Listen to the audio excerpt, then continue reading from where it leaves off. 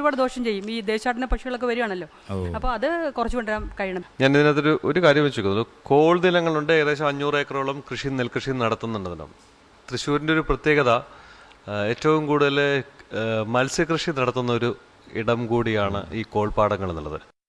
ഇത്രയും സ്ഥലമുള്ള സ്ഥിതിക്ക് അത്തരൊരു പ്രവൃത്തി ഇതിനകത്തൊന്നും കണ്ടില്ല. അങ്ങനെ ചെയ്യാൻ സാധ്യതയില്ലാത്തതുകൊണ്ടാണ്. കാരണം വെള്ളമില്ല എന്നല്ല, വെള്ളം 24 മണിക്കൂർ ഉണ്ടോ എന്നാണ് 5 ഏക്കർ കൃഷി നടത്തുന്ന ഒരാൾ പറഞ്ഞത്. പിന്നെ നീർത്തട പദ്ധതിയുടെ കാര്യങ്ങളും വ്യക്തമാക്കിയിട്ടുണ്ട്. അപ്പോൾ ഇതെന്താ അങ്ങനെ ഒരു കാര്യം ചെയ്യാത്തത് വേണ്ട എന്ന് വെച്ചിട്ടാണോ? അല്ലല്ല, ഈ വിഷയം ഞങ്ങൾ നേരത്തെ ചർച്ച ചെയ്തിരുന്നു. അപ്പോൾ നമ്മൾ നേരത്തെ പ്രസിഡന്റ് പറഞ്ഞ ഈ ഹരിത കേരളം എന്ന് പറഞ്ഞ പദ്ധതി വരുമ്പോൾ ഈ വിദേശ പക്ഷികളൊക്കെ വരുമ്പോൾ, ദേശാടന പറഞ്ഞ പക്ഷികൾക്കൊക്കെ തന്നെ പ്രധാനപ്പെട്ട ഭക്ഷണം മീനാണ്. അതെ, ഈ മീൻ നല്ലപോലെ വളർത്തിയെടുക്കാൻ വേണ്ടിയിട്ടുള്ള പ്രോജക്റ്റാണ് ഈ പ്രധാനമായിട്ട് ഇതിനകത്ത് വരാം.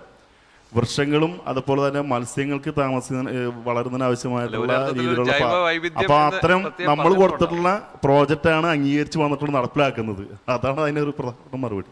നടപ്പിലാക്കാണ്, നടത്തിക്കൊണ്ട് വരാം. എന്ത് തോന്നുന്നു, എങ്ങനെയുണ്ടായിരുന്നു ചർച്ചയൊക്കെ?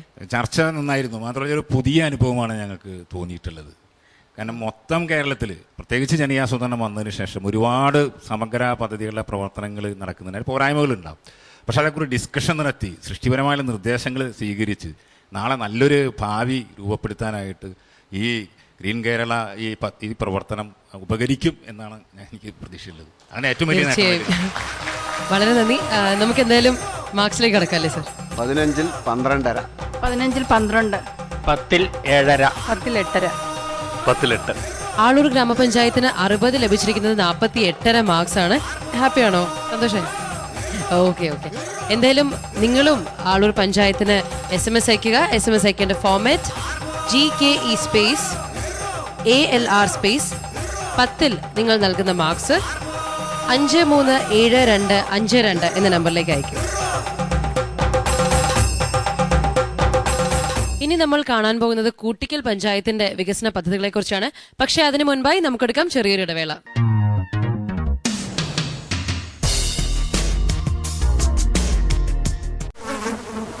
വേണ്ട നമുക്കിനി രോഗങ്ങൾ വ്യാധികൾ, വേണ്ടേ നമുക്കി കൊതുകിന്റെ താണ്ഡവം.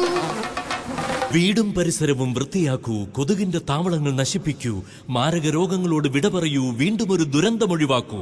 നാടിനെ നമ്മുടെ വീടായി കരുതണം, വൃത്തിയായി ഭംഗിയായി സൂക്ഷിക്കണം. രോഗം പരത്താത്ത മണ്ണിന്റെ മാറിലെ ആരോഗ്യമോടെ ജനങ്ങൾ വാഴൂ. എന്റെ കേരളം മാലിന്യമുക്തം.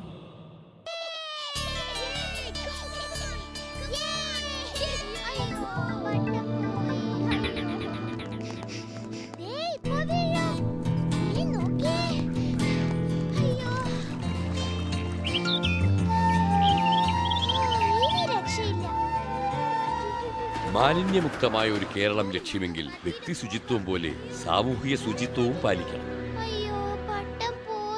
മാലിന്യമുക്ത കേരളത്തിനായി നമുക്ക് ഒരുമിച്ച് പ്രയത്നിക്കാം. എന്റെ കേരളം മാലിന്യമുക്തം.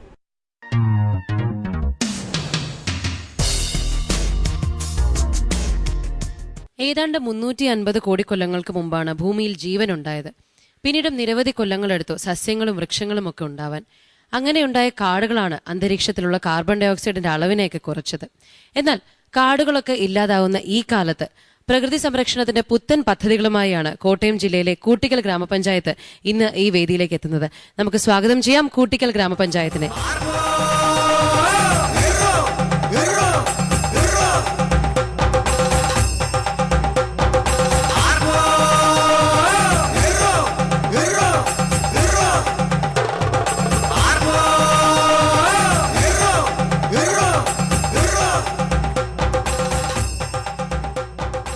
കൂട്ടിക്കൽ പഞ്ചായത്തിൽ നിന്നും ഇന്നിവിടെ എത്തിയിരിക്കുന്നത് president Shrimati Aisha Usman, vice president Shri Antony Kadaplakkal, വികസനകാര്യ standing committee chairman Shri KR Raji, ക്ഷേമകാര്യ standing committee chairman Shri PN Prabhakaran, കൂടാതെ CDS ചെയർപേഴ്സൺ ശ്രീമതി ജലജ ഷാജി എന്നിവരാണ്. പഞ്ചായത്ത് പ്രസിഡന്റിനെ ഈ വേദിയിലേക്ക് ക്ഷണിക്കുന്നു. മാം, എങ്ങനെയാണ് നമ്മുടെ പ്രേക്ഷകർക്ക് കൂട്ടിക്കൽ പഞ്ചായത്തിനെ ഒന്ന് പരിചയപ്പെടുത്താൻ സാധിക്കുക?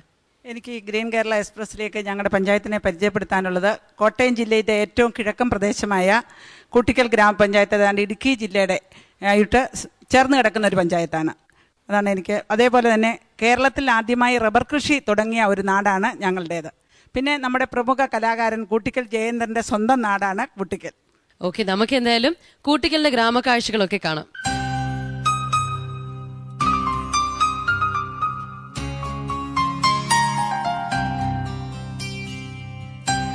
നിലാവിൻ്റെ നീലഭസ്മക്കുറിയണിഞ്ഞ ഒരു കുഞ്ഞു ഗ്രാമം. 15ഓളം കുന്നുകൾ, നദികൾ, പുൽമേടുകൾ ഇവയെല്ലാം ചേർന്ന് ഒരു കുഞ്ഞു സ്വർഗമാണ് കൂട്ടിക്കൽ ഗ്രാമപഞ്ചായത്ത്.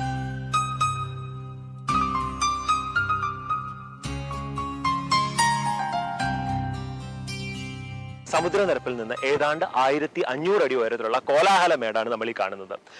ആ കാണുന്നത് കുന്നിന്റെ താഴ്വാരത്തിലാണ് പുല്ലകയാർ ഉദ്ഭവിക്കുന്നത്. ഈ പുല്ലകയാർ ചേർന്ന് മണിമലയാറിൽ ചെന്ന് ചേരും. മണിമലയാറിന്റെ പ്രത്യേകത കേരളത്തിലെ തന്നെ 5ാമത്തെ നീളം കൂടിയ നദിയാണ് ഈ മണിമലയാർ. പിന്നെ ഈ ഗ്രാമപഞ്ചായത്തിനെ കുറിച്ച് പറയുമ്പോൾ നമ്മുടെ മർഫി സാഹിബിന്റെ കാര്യം പറയാതിരിക്കാൻ പറ്റുകയില്ല.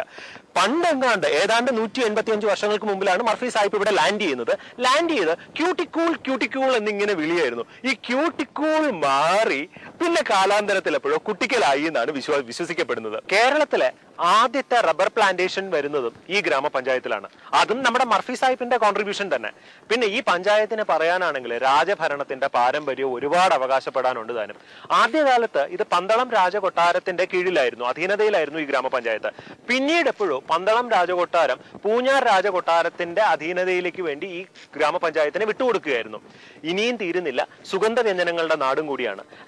സ്വാഭാവികമായും മലയോര കർഷക ഗ്രാമമായതുകൊണ്ട് തന്നെ സുഗന്ധ വ്യഞ്ജനങ്ങളായ ഏലം, ഗ്രാമ്പ്, ചുക്ക് തുടങ്ങിയിട്ടുള്ള ഒരുപാട് വ്യഞ്ജന സാധനങ്ങൾ ഇവിടെ ഉൽപ്പാദിപ്പിക്കപ്പെടുന്നുണ്ട്.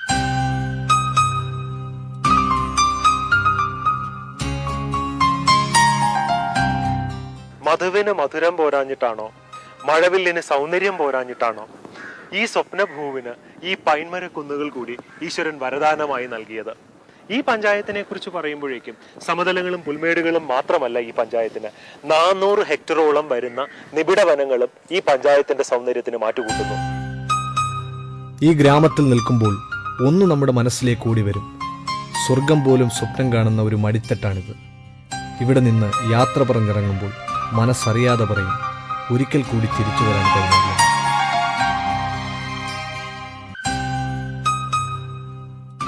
ശരിക്കും ഒരു കുഞ്ഞു സ്വർഗം തന്നെയാണല്ലോ ഈ കൂട്ടിക്കൽ ഗ്രാമപഞ്ചായത്ത്. നമുക്ക് എന്തായാലും സുസ്ഥിര വികസനത്തിനായി പഞ്ചായത്ത് എന്തൊക്കെ പദ്ധതികളാണ് മുന്നോട്ട് വെക്കുന്നതെന്ന് ചോദിക്കാം.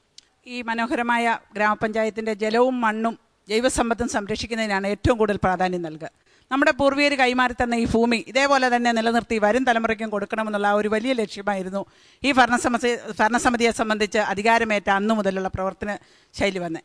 കൂട്ടിക്കലിനെ കുറിച്ച് പറഞ്ഞപ്പോൾ ഞാൻ ആദ്യമായിട്ട് റബ്ബർ ഉൽപ്പാദിപ്പിച്ച നാട്.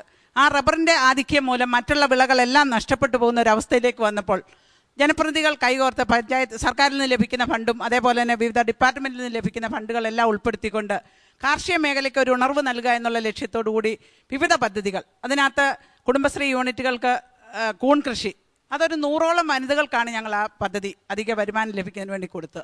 അതേപോലെ തന്നെ ഹണി, തേൻ വളർത്തൽ, അതും ഗ്രൂപ്പായിട്ട് തന്നെ. അതേപോലെ തന്നെ ഉൾനാടൻ മത്സ്യകൃഷി, വിവിധ ക്ലബ്ബുകൾ, ഫാം ക്ലബ്ബുകൾ, പുഷ്പ ക്ലബ്ബുകൾ, ഇതുപോലെ വിവിധ ക്ലബ്ബുകൾ രൂപീകരിച്ചുകൊണ്ടാണ് ഞങ്ങൾ വനിതകളുടെ ഇടയിലേക്ക് അധിക വരുമാനം ഉണ്ടാക്കുന്നതിനൊരു സ്ത്രീ ശാക്തീകരണത്തിൻ്റെ മേഖലയിലേക്ക് തിരിഞ്ഞത്. മാമിന് പദ്ധതികളെ കുറിച്ച് ഒട്ടേറെ പറയാനുണ്ട്. പക്ഷെ നമുക്ക് ചർച്ച തുടങ്ങുന്നതിന് മുന്നേ ഇതിന്റെ വിശദാംശങ്ങളൊക്കെ കണ്ടിട്ട് തിരിച്ചു വരാം. കോട്ടയം ജില്ലയുടെ വടക്ക് കിഴക്കേ ചെരുവിൽ ഇടുക്കി ജില്ലയെ വേർതിരിക്കുന്ന പുന്നകയാറിന്റെ തീരത്തെ ഒരു കൊച്ചു മലയോര ഗ്രാമമാണ് കൂട്ടിക്കൽ. കുന്നുകളാൽ ചുറ്റപ്പെട്ട ഈ പ്രദേശത്തെ ജനങ്ങളിൽ ഭൂരിഭാഗവും ചെറുകിട കർഷകരും കർഷക തൊഴിലാളികളുമാണ്. വികസന പ്രവർത്തനങ്ങളുടെ കാര്യത്തിൽ മലയോര പ്രദേശമായതുകൊണ്ട് തന്നെ മണ്ണ് ജലസംരക്ഷണത്തിനാണ് ഇവർ പ്രാമുഖ്യം കൊടുക്കുന്നത്. വികസനത്തിന്റെ പാതയിൽ ഏറെ മുന്നോട്ട് പോയി എന്ന് നമ്മൾ അഭിമാനിക്കുമ്പോഴും മനസ്സിലാക്കേണ്ടുന്ന ഒരു സത്യമുണ്ട്. കാടുണങ്ങുന്നു, പുഴകൾ വറ്റിവരളുന്നു. ഇവിടെയാണ് മണ്ണും ജലവും സംരക്ഷിക്കപ്പെടേണ്ടുന്ന വസ്തുതയുടെ ആവശ്യകതയുമായി ഒരു ഗ്രാമപഞ്ചായത്ത് നമുക്ക് മുന്നിലേക്ക് എത്തുന്നത്. കുട്ടികൾ ഗ്രാമപഞ്ചായത്തിന്റെ കർമ്മപദ്ധതി മഴക്കൊയ്ത്ത് എന്ന പേരിലാണ് അറിയപ്പെടുന്നത്. മണ്ണും ജലവും സംരക്ഷിക്കപ്പെടേണ്ടുന്ന ആവശ്യകതയുടെ ബോധവൽക്കരണത്തിൽ തുടങ്ങുന്നു ഇവരുടെ പാഠ്യപദ്ധതിയുടെ തുടക്കം. ഇനി മഴക്കൊയ്ത്തിലൂടെ കൂട്ടിക്കൽ ഗ്രാമപഞ്ചായത്ത് മണ്ണ്, ജല, ജൈവസമ്പത്ത് ഇവ സംരക്ഷിക്കുക എന്ന ലക്ഷ്യത്തോടു കൂടി 2005 ആരംഭിച്ച പദ്ധതിയാണ് മഴക്കൊയ്ത്ത്. വിവിധ പഠന പരിപാടികൾ, നദി ശുചീകരണ പ്രവർത്തനങ്ങൾ, വൃക്ഷത്തൈ നടീൽ, ജനകീയ ഫയർ ബെൽറ്റ് നിർമ്മാണം തുടങ്ങി നിരവധി പ്രവർത്തനങ്ങൾ ഈ പദ്ധതിക്ക് കീഴിൽ നടക്കുന്നു. പശ്ചിമഘട്ട വികസന പദ്ധതിയും ദേശീയ ഗ്രാമീണ